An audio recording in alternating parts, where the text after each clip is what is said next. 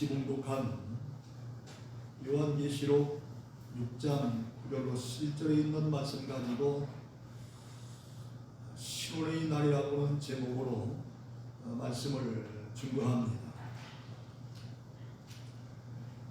그동안 첫째 인을 뗄 때부터 네 번째 인을 뗄 때까지 일어났던 사건들과 하나님 우리에게 주신 그런 하나님의 깊고 넓고 높으신 그런 경륜과 뜻을 헤아려 봤습니다.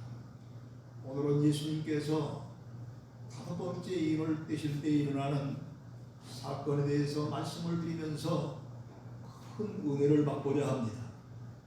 특별한 것은 첫째 인을 뗄 때부터 넷째 인을 뗄 때까지는 각기 색깔이 다른 말들이 나왔습니다. 그러나 다섯 번째 인을 뗄 때부터는 다시는 말들이 나오지 않습니다. 그 이유는 바로 신혼의 날이 도래하기 때문입니다. 그렇다면 이 신혼의 날이 어떤 날일까요? 신혼의 날이란 억울한 일에 대해서 원수를 갚아주는 날을 신혼의 날이라 그럽니다.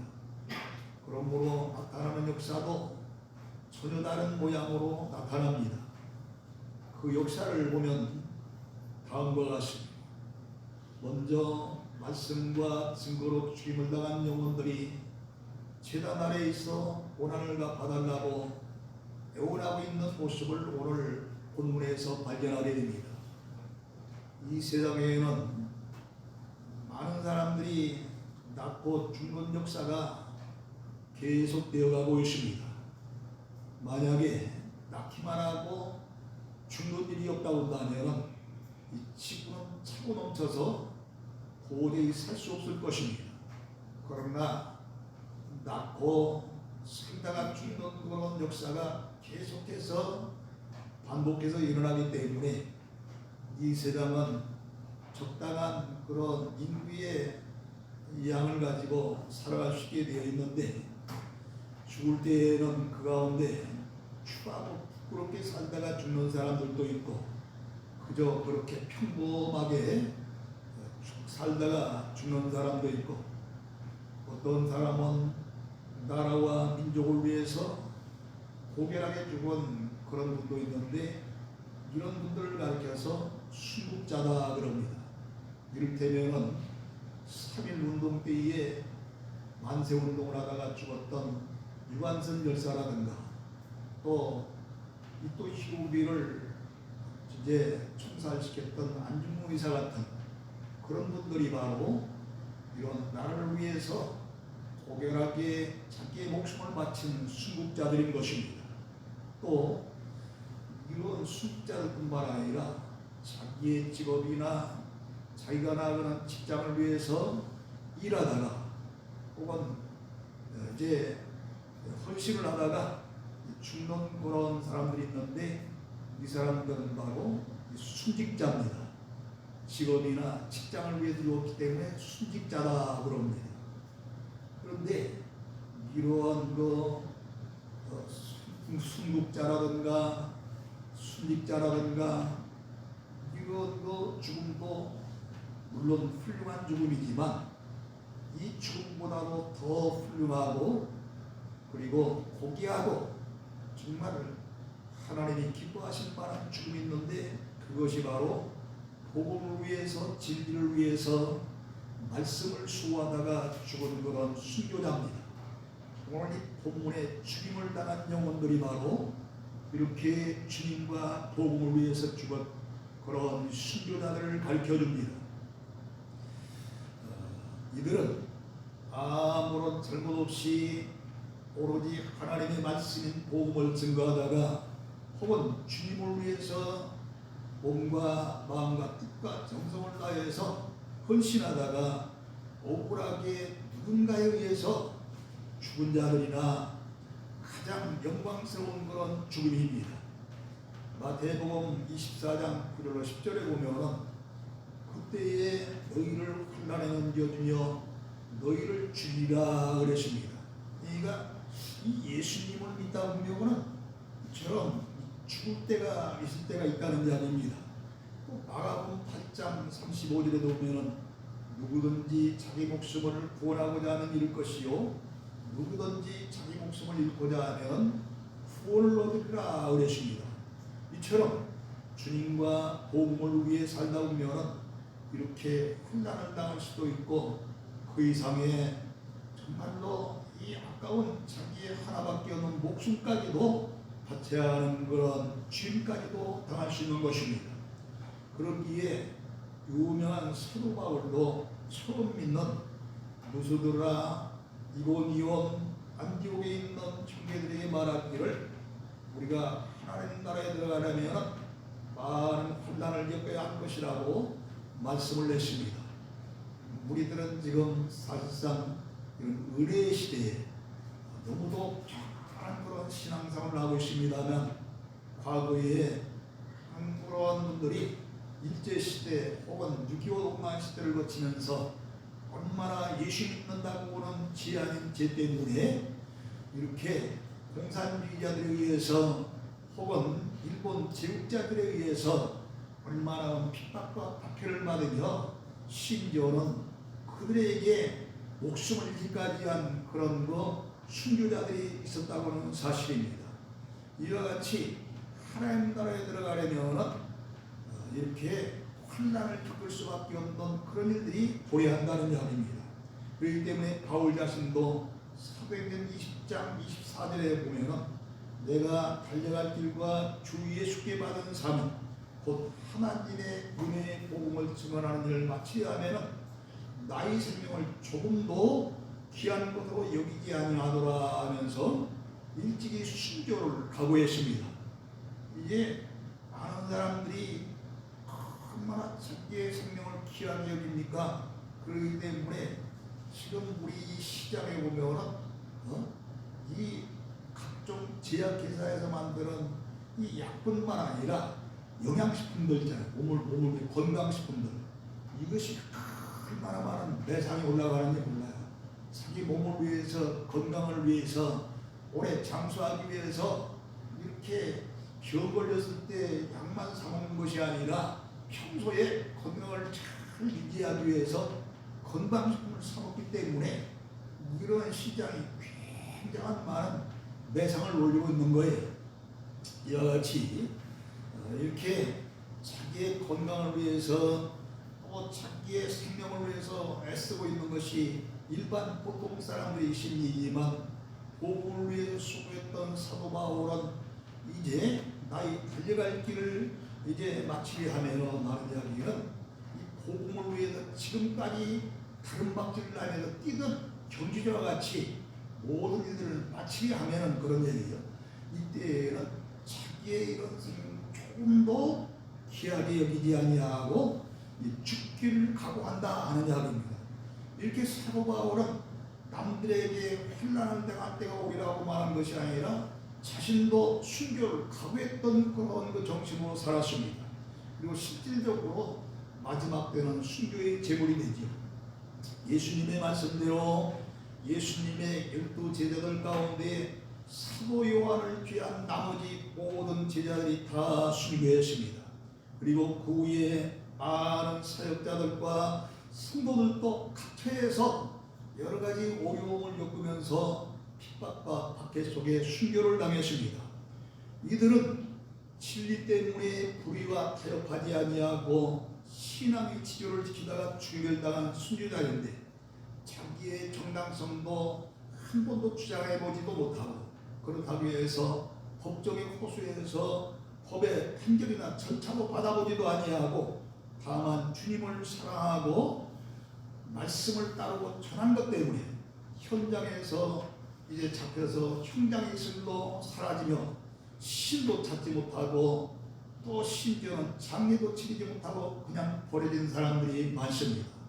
지금 우리는 TV를 통해서 우크라이나와 러시아의 전쟁에서 수많은 사람들이 죽어가는 모습을 보지 않습니까? 그들이 이제 시체들이 질비에 점점 많으니까 그냥 아무데고 땅에 묻는다고 그러잖아요. 근데 우리 기독교인들이 핍박당하고 박해받으면서 죽어갈 때에는 이런 땅에 묻는 것조차 생각 못하고 장에 칠 것 전혀 생각지도 못했어요. 그런 정도로 그 아까운 목숨을 길거리에 놔둔 돌멩이같이 이렇게 버림받았던 것입니다.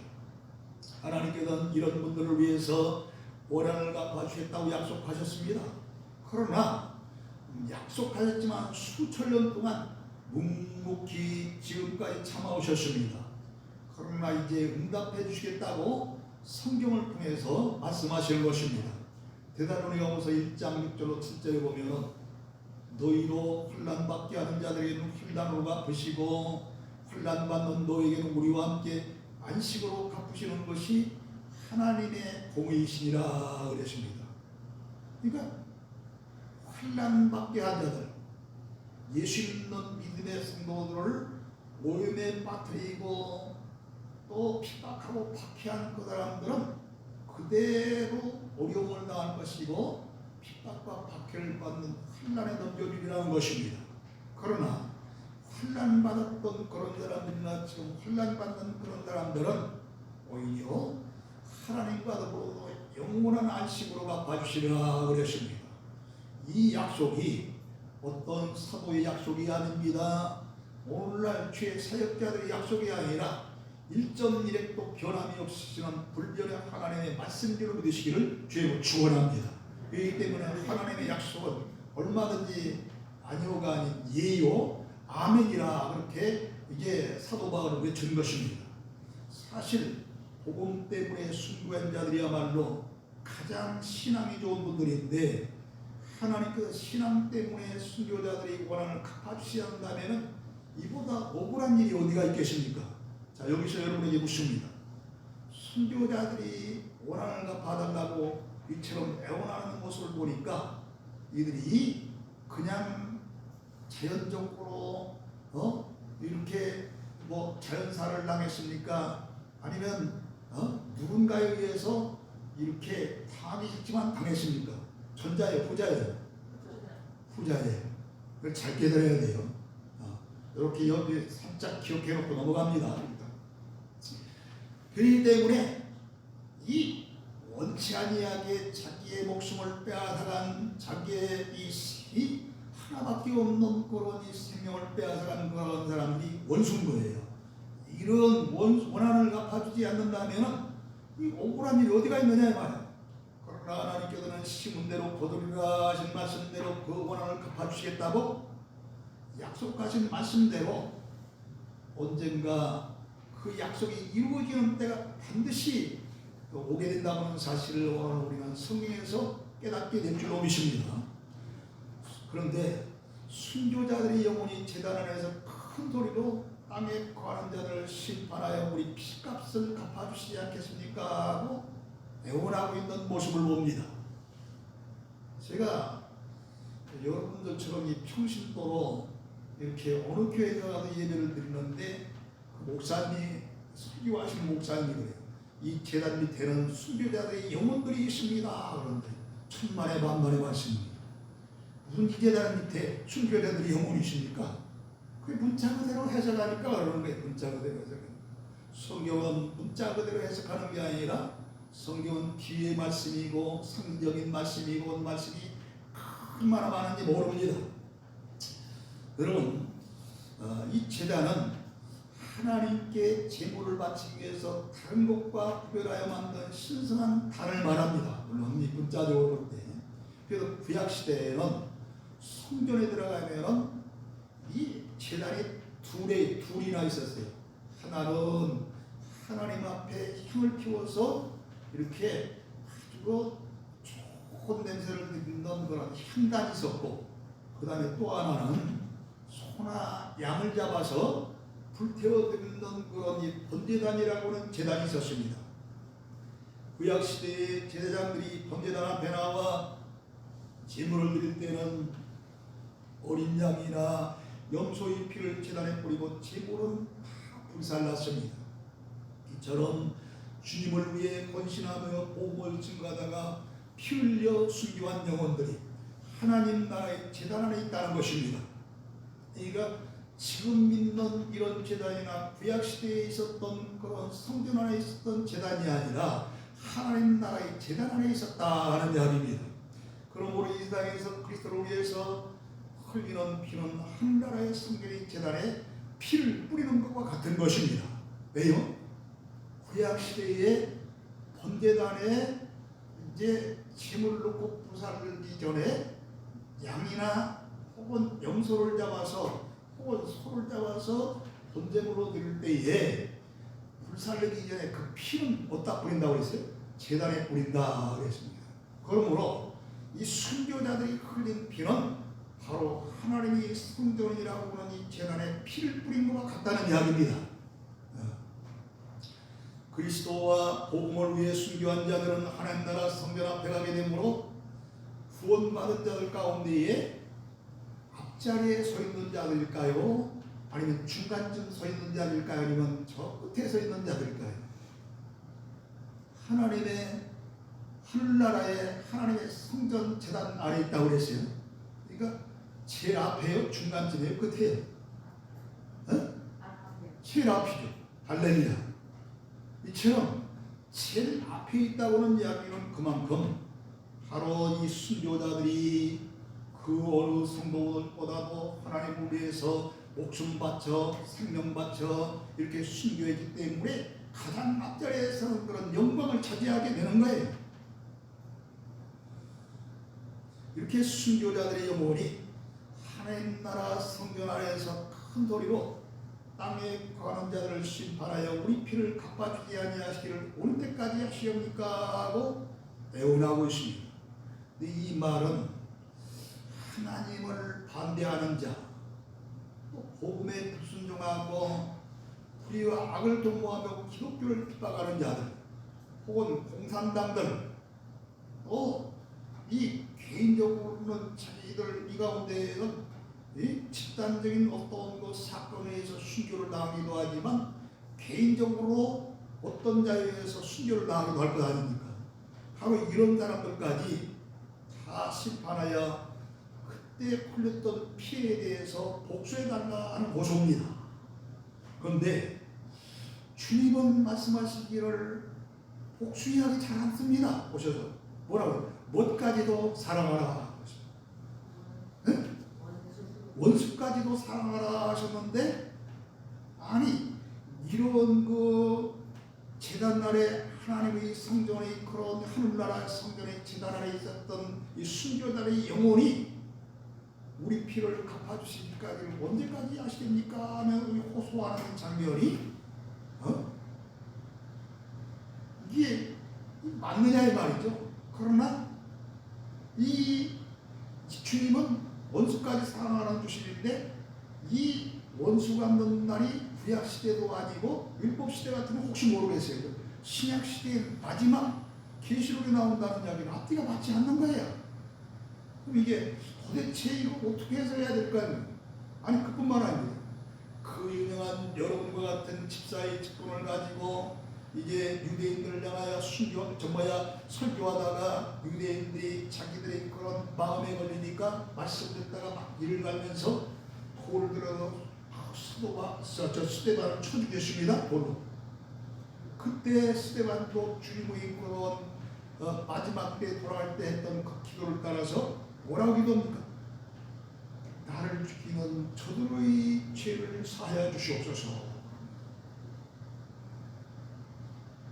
이 모습을 보신 그런 주님은 얼마나 기뻐하시면서 어떤 누구도 이제 죽어가는 그 하늘나라에 갈 때에 하나님께서 이어서 환영한 적이 없는데 오로지 순교자 이 스데반이 올 때에는 세상에 앉으셨다 벌떡 일어나서 오 사랑하는 스데반아 하면서 영접했습니다. 그러니까 이 스데반의 행위는 원수까지도 사랑하며 죄를 용서하며 복음을 위해서 죽었던 그런 순교자였기 때문입니다. 그런데 원수가 받아들이기에 앞뒤가 맞지 않잖느냐 이 말이죠. 어떻게 생각할 것이냐. 이 말은 순교자들이 원수를 복수해달라고 한 그런 말이 이 원수들이 너무 미우고 그거 정말로 원수가 지어져서 그렇다기보다는 이미 하나님께서는 공의에 의하여 불의한 자, 이미 아까 데살로니가 후서 1장 6절로 7절에서 뭐라고 그랬어요? 너희로 환난받게 한 자들에게는 환난을 갚아주시고 환난받는 너희에게는 우리와 함께 안식으로 갚는 것이 하나님의 뭐예요? 공의시라 그러십니다. 이 때문에 이렇게 다른 사람들을 억울하게 쥐었던 그런 이 원수들은 반드시 하나님의 공의에서 이런 이 보복의 날이 있다고 사실입니다. 심판이 내리게 되어 있어요. 그렇기 때문에 하나님이시여 심판을 내리실 바에야 단축해서 빨리 심판에 없으면 하는 그런 의미에서 호소하는 말이라고 볼 수 있는 것입니다. 그러나 하나님은 로마서 12장 19절에 이렇게 말씀하십니다. 내 사랑하는 자들아 너희가 친히 원수를 갚지 말고 하나님이 진노하신 받기라 기록되었을 때 원수 갚는 것이 내게 있으니 내가 갚으리라 주께서 말씀하시니라. 참 이것 때문에 이게 아무 소리 못 하고 있는 거예요. 이게 솔직히 얘기해서 우리도 사람이기 때문에 한 대 얻어맞으면 한 대 치고 싶고 억울하게 나오고 싶으면 나도 한번 먹여주고 그러잖아요. 근데 원수 갖는 거 내게 있으면 너는 가만히 있으라는 거예요. 지금 우리가 이 세상을 살면서 서로 원수를 맺어도 안 되겠지만 어쩌다가 이 살다가 보니까 본의 아니게 원수가 생길지라도 나 자신이 복수하리라는 생각을 하지 말고 하나님께 맡기는 것이 좋다는 이야기입니다. 이게 바로 기독교인들과 믿지 않는 불신자들의 다른 점인 거예요. 우리는 절대로 함부리 나에게 원수짓을 한 그런 원수가 있다 할지라도 원수 갚는 짓을 하지 말라는 거예요. 내가 대신 갚아주려는 거예요. 그러니까 사실 따지면 얼마나 감사해요. 나는 가만히 있으니까 제한이 하고 대신 하나님이 갚아준다니까 따지면 감사한 일이잖아요. 원수 갚는다고 잘못하면은 내가 살인자가 될 수 있고 내가 폭행범이 될 수도 있고 그러잖아요. 그러나 대신 하나님이 갚아준다는 거예요. 그러니까 죄질 일 없어. 오히려 감사할 수 있는 저와 여러분 되시기를 주님으로 축원합니다. 그리하면 언제가 때가 되면 하나님께서 갚아줄 것이 억울하게 죽음 같지만 그리스도와 복음을 위해 죽은 순교자의 죽음이 가장 값진 영광의 죽음입니다. 그러므로 오늘 본문에서 말씀하신 대로 이런 영광이 여러분의 있기를 주님으로 축원합니다. 그런데요, 오늘 말씀 가운데에 몇 절입니까?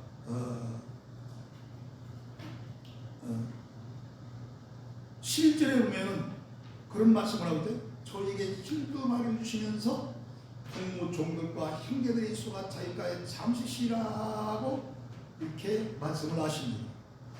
지금까지 그리스도와 복음을 위해 순교한 자들이 제단 아래에서 큰 소리로 거룩하고 참되신 대주제여 남의 가는 자들 심판하여 우리 피를 갚아주지 아니하시를 오늘 때까지 아니라 부르짖을 때 주님께서는 흰 두루마기를 주시며 잠시 동안 쉬라 위로하셨습니다. 이 흰 두루마기가 무엇일까요? 흰 두루마기는 신랑이신 예수 그리스도 앞에 설 수 있는 신부의 자격을 허락하신 것을 나타내는 말씀입니다. 계시록 19장 7절로 8절에는 우리가 즐거워하며 크게 기뻐하며 그에게 영광을 위해 어린 양의 혼인비약이 물었고 그의 아내가 자신을 준비하였으므로 그에게 빛나고 깨끗한 세마포를 입도록 허락하셨으니 이 세마포옷은 성도들의 온 행신이라 그랬습니다. 세마포 가는 옷입니다. 시옷입니다. 시옷 깨끗한 옷입니다. 우리가 마포 옷을 생각하면 누런 그런 삼복색 나지만 성경에는 분명히 세마포 옷을 시고 빛나고 깨끗한 옷이라고 했어요. 이 세마포 옷은 신랑이신 예수님과 신부된 성도들이 혼인 예식을 상징적으로 보여주는 말씀인 거예요. 그러니 결혼 예복인 이 세마포 옷을 가리켜서 이제 실질적으로 이것은 세마포로 짠 그런 옷이 아니라 뭐라고 했어요? 성도들의 옳은 행실이라 그랬습니다. 성도들의 옳은 행실이라는 거예요. 그러니까 성도로서의 사명을 잘 감당하고 성도로서의 그런 올바른 행동을 한 자가 바로 이 세마포 입은 자와 같다는 이야기입니다. 실제 무슨 마포로 된 옷을 입고 있다는 게 아니에요. 그렇다면은 이 순교자들이야말로 이 어떤 세상의 성도들보다도 가장 고귀한 다른 올바른 그런 믿음의 사람으로서 한 그런 행실 아니겠습니까? 왜 때문에 다른 사람들에게 먼저 이야기를 하지 아니하고 이 순교자들에게 먼저 흰 두루마기를 입으라고 말씀하시면서 형제들의 수가 차이까지 잠시라 그랬던 것입니다. 특히 여기서 깨달아야 할 게 있어요. 이 아무리 이 순교자들이 이 세마포시라고 하는 성도들의 옳은 행실 가운데 가장 고귀한 옳은 행실을 했기 때문에 이런 말씀을 들었지만 이제 올겐이 그런 이야기를 했어요. 올겐이라고 하는 사람이 무슨 이야기를 하냐면 일부러 자신을 고난에 빠뜨려 죽는 것은 고난의 진리를 모르는 잘못된 일이다 그랬습니다. 다만 그리스도와 복음에서 부득이하게 순교하는 것이 올바른 그런 순교자의 모습이라는 이야기입니다. 잘 깨달아야 이 말씀입니다. 자, 여러분 마태복음 9장 14절 15절 이 말씀을 돕기 위해서 금식 이야기를 합니다. 어느 날 요한의 제자들이 예수께 나와서 우리와 바리새인들은 지금 금식하고 있는데 왜 당신의 제자는 금식하지 않습니까? 하고 예수님께 들이댑니다. 그러니까 예수님이 답하기를 뭐라고 하냐면은 혼인집 손님들이 신랑과 함께 있는 동안에 슬퍼할 수 있느냐? 혼인집 잔치자리에 신랑하고 신부가 같이 있을 때는 기뻐하고 춤을 추며 노래하고 해야 되는데 슬퍼할 수 있느냐 이 말이에요. 그러면서 그러나 신랑을 빼앗길 날이 이르니 그때 금식할 것이라 그랬습니다. 자, 여기서 묻습니다. 꼭 하면 그냥 아무 때나 금식하는 게 옳습니까? 특별한 일이 있을 때 하는 것이 옳습니까? 전자예요, 후자예요? 후자예요. 그런데 신랑이 없을 때 하는 이야기는 대부분 우리들이 큰 환난을 당할 때에, 큰 어려움을 당할 때에 두 가지입니다. 하나는 정말로 주님 위해서 열심히 일하다가 바울처럼 그런 핍박을 당하고 박해를 당하며 순교까지 당하는 그런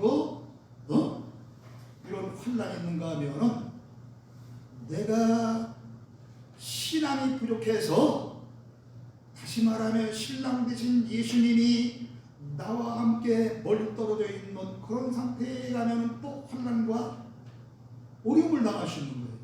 바로 그때에 하나님 앞에 간절히 기도하라는 것입니다.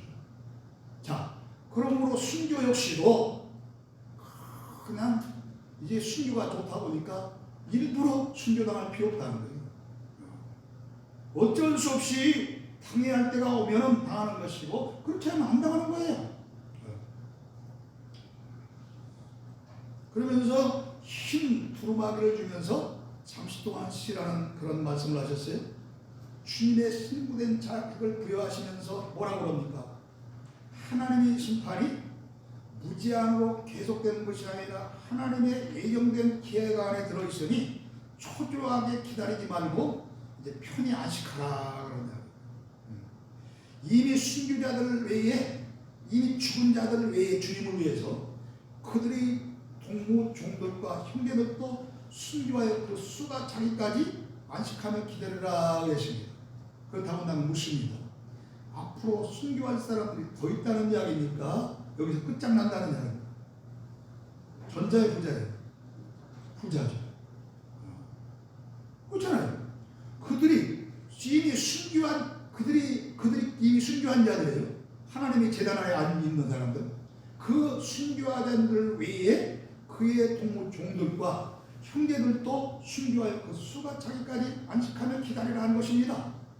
이 말씀을 볼 때 이제 말세의 어느 때인가는 이 순교자의 수를 채우기 위해서 핍박에 그리고 박해로 말미암아 죽음의 피바람이 불어올 때가 있다는 이야기예요. 그러나 두려워할 것은 없습니다. 순교의 은혜로운 기회가 오면 순교할 것이로되 허락치 않으면 않는 거예요.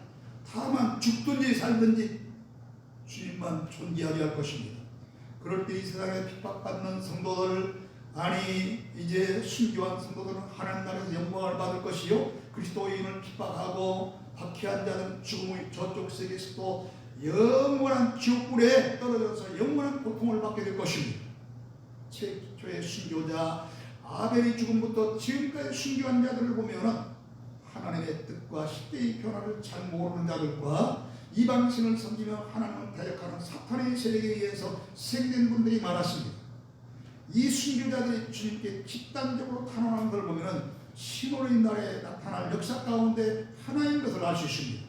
이 원수가 없는 날에 주로 순교자들은 세상이 부패하고 시대의 전환이 올 때마다 많이 발생했습니다.